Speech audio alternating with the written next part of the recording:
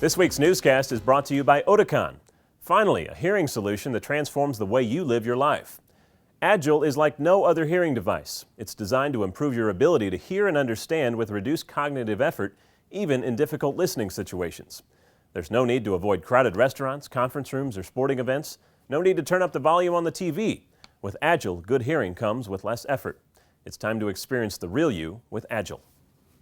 Welcome to this week's edition of the Hearing Review TV, your source for news and information on the hearing industry. I'm Tim Tialdo with this week's top stories. First up, pop singer Joey McIntyre reveals that his newborn son suffers from hearing loss. The New Kids on the Block star has told People magazine that his 3-month-old son Reese Edward was diagnosed with hearing loss.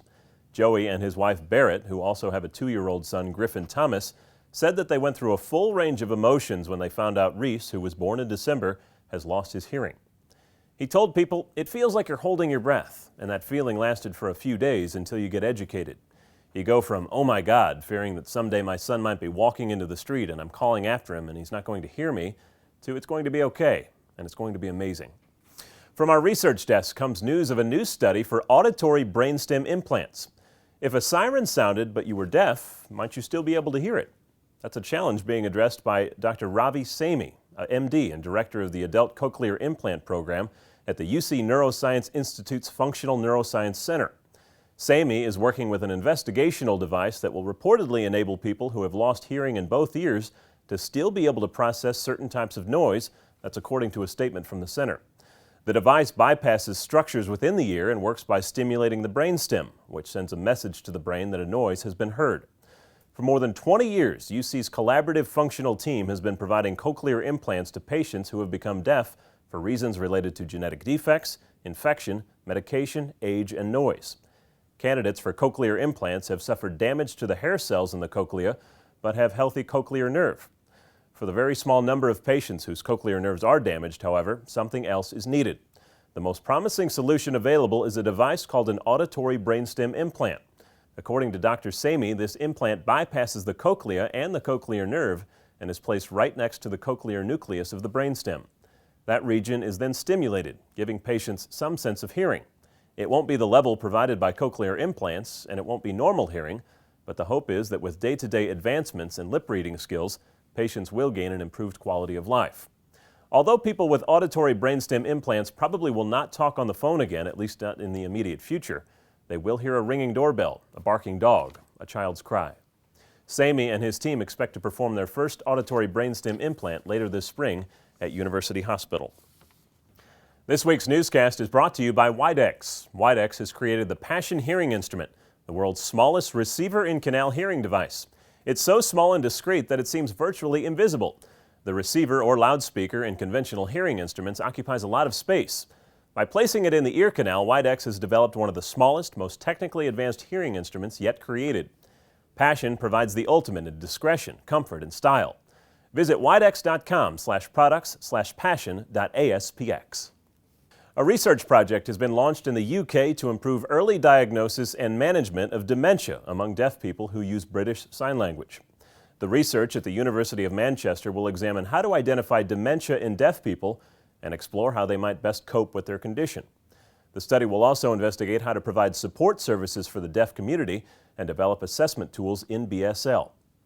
Researchers will study normal aging amongst deaf signing people. The team will also work with deaf people with a diagnosis of dementia and their caregivers to explore their experiences with living with the illness, their priorities for care, and how to improve early identification and support services. To this point, early diagnosis of dementia in deaf individuals has been difficult at best, meaning that access to treatment has been delayed, reducing the amount of time they can remain independent. 1 million Americans are expected to develop dementia in the next 10 years. This week's newscast is brought to you by Cycle.net. At Cycle, we strive to create, manage, and support the industry's most advanced online patient management and marketing software. Cycle.net, the #1 hearing care practice management system. New York could take a major step this year in expanding access to hearing aids. State Assemblyman Jeffrey Dinowitz of the Bronx and Micah Kellner of New York recently introduced a bill that, should the New York legislature adopt it, would open up physicians' offices as an additional point of access to hearing aid services. A state law, the only one of its kind in the country, currently prohibits physicians who medically evaluate hearing loss from deriving a profit from hearing aid sales. resulting in few physicians' offices offering hearing aid services to their patients. Dinowitz and Kellner have outlined multiple benefits of a change to the law, including enhancing patients' access to treatment services and increasing competition among providers, potentially driving down the cost for hearing aids for patients. Also, patients would be able to have continuity of care provided by their physicians, which is particularly advantageous when complex medical conditions are present. This week's newscast is brought to you by Oticon. Finally, a hearing solution that transforms the way you live your life. Agil is like no other hearing device. It's designed to improve your ability to hear and understand with reduced cognitive effort, even in difficult listening situations.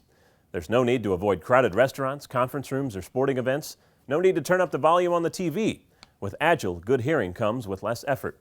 It's time to experience the real you with Agil.